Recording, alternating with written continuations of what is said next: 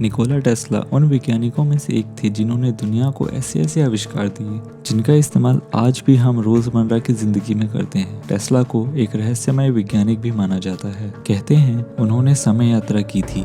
एक रिपोर्ट के मुताबिक उन्होंने खुद ही कहा था कि उन्होंने भूतकाल, वर्तमान काल और भविष्य काल तीनों को एक साथ देखा है। इससे संबंधित उन्होंने एक किताब भी लिखी थी। साल 1856 में पैदा हुए निकोला टेस्ला एक आविष्कारक होने के साथ साथ मैकेनिकल, इलेक्ट्रिकल और फिजिकल इंजीनियर भी थे। सबसे दिलचस्प बात यह है कि बिजली के बल्ब के आविष्कारक थॉमस एडिसन उनके बॉस थे। हालांकि बाद में दोनों एक दूसरे के प्रतिद्वंदी बन गए थे, क्योंकि एडिसन डायरेक्ट करंट, जिसे डीसी कहा जाता है, उसे बेहतर मानते थे, जिसे एक जगह से दूसरी जगह ले जाना बहुत मुश्किल था, जबकि टेस्ला ऑल्टरनेटिंग करंट यानी एसी को बेहतर मानते थे, क्योंकि उसे एक जगह से दूसरी जगह ले जाना आसान था। टेस्ला ने साल 1891 में टेस्ला कॉइल्स का आविष्कार किया था।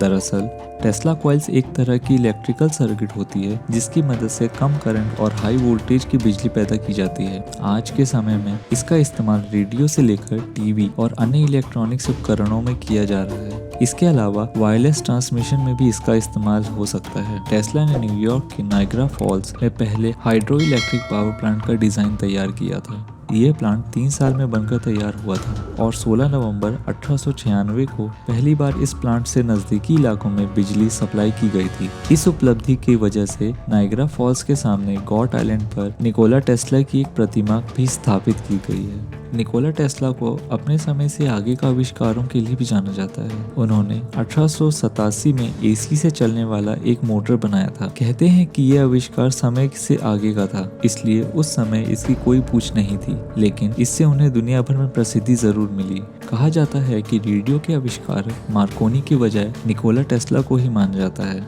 लेकिन 13 मार्च 1895 को उनकी लैब में आग लग गई थी। बहुत कम ही लोग होंगे जिन्हें पता होगा कि टेस्ला की मौत के बाद मार्कोनी के पेटेंट को अमेरिका के सुप्रीम कोर्ट ने अमान्य करार दे दिया था और रेडियो के आविष्कारक का पेटेंट निकोला टेस्ला को दे दिया था। साल 1889 में टेस्ला ने रिमोट से चलने वाली एक नाव बनाई थी। यह आविष्कार उस वक्त के हिसाब से इतना आगे था कि लोगों को लगा कि टेस्ला ने नाव के अंदर किसी प्रशिक्षित जानवर को रखा है। लोगों की इस शक को दूर करने के लिए टेस्ला को नाव को पूरी तरह से खोलकर उसके कल पुर्जे अलग करके उन्हें दिखाना पड़ा था।